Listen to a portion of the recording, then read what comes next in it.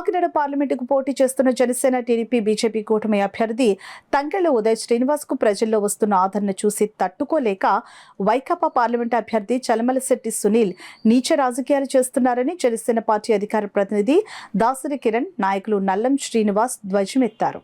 గురువారం స్థానికంగా ఏర్పాటు చేసిన మీడియా సమావేశంలో వారు మాట్లాడారు.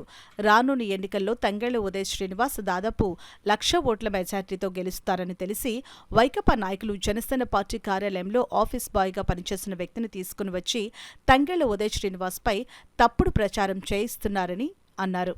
మెగా ఫ్యామిలీని తిడుతూ జగన్ దగ్గర ఊడిగిం చేస్తూ పదవిని పొందాం. కనీసం ఆ పదవికైనా న్యాయం చేసావా?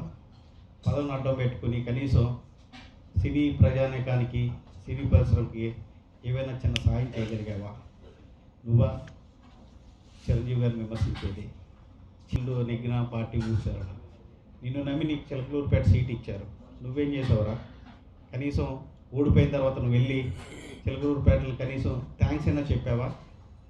నువ్వు కూడా విమర్శించడవా? నీ జీవితం ఇదా నీ బతుకు? నువ్వు చిలకలూరుపేటలో చేసిన ల్యాండ్ విషయాల్లో కానీ, హైదరాబాద్లో కూర్చుని నువ్వు చేస్తున్న రాజకీయానికి ప్రతిదానికి ఆధారాలు ఉన్నాయి. కాకపోతే మా అధినేత మాకు సంస్కారం నేర్పారు కనుక ఇంతకన్నా బలంగా మాట్లాడలేకపోతున్నాం.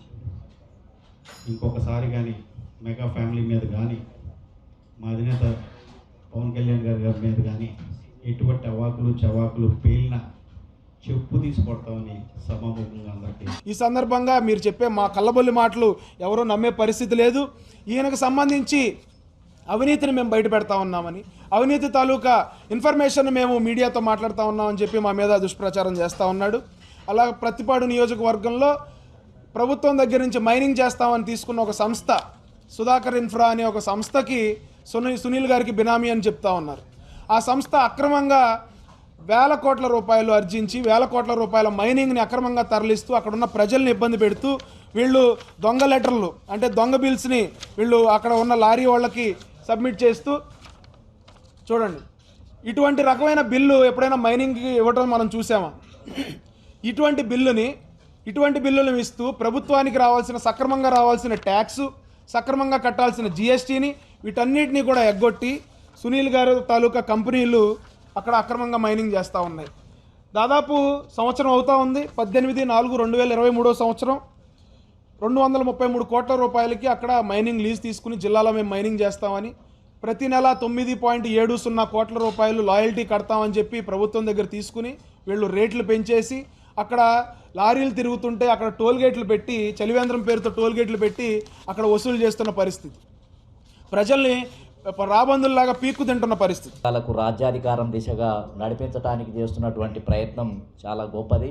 కాబట్టి మంచి కమిట్మెంట్ కలిగినటువంటి నాయకుడు. మరి ఏదైతే జనసేన పెద్ద మొత్తంలో సీట్లను కనుక గెలిస్తే భవిష్యత్తులో కొత్త రాజకీయాలకే అది నాంది పలికే అవకాశం ఉంటుంది. అదేవిధంగా బీజేపీ కూడా కేంద్రంలో మోడీ మరి బీసీ ముఖ్యమంత్రిగా ఉన్నారు. మొన్న జరిగినటువంటి తెలంగాణ ఎన్నికల్లో బీసీనే ముఖ్యమంత్రిగా చేస్తానని ప్రకటించి పెద్ద మొత్తంలో బీసీలకు టికెట్లను ఇచ్చినటువంటి చరిత్ర కూడా ఉంది. కాబట్టి ఏ రకంగా చూసినా రాజకీయాల్లో కొద్దిమందే, కొన్ని కుటుంబాలే పరిపాలించడం అనేది సరైనది కాదు. అన్ని వర్గాలకు, అన్ని కులాలకు రాజ్యాధికారాన్ని పంపిణీ చేసే దిశగా రాజకీయాలను మార్పిడి చేయాల్సినటువంటి అవసరం ఉంది. కాబట్టి ఈ కూటమి మరి గెలుపొందినట్లయితే ఖచ్చితంగా భవిష్యత్తులో కొత్త రాజకీయాలకు నాంది పలుకుతుంది అని చెప్పి భావిస్తూ ఈ కూటమి అభ్యర్థులను గెలిపించాల్సిందిగా ఈ సందర్భంగా విజ్ఞప్తి చేస్తున్నాను.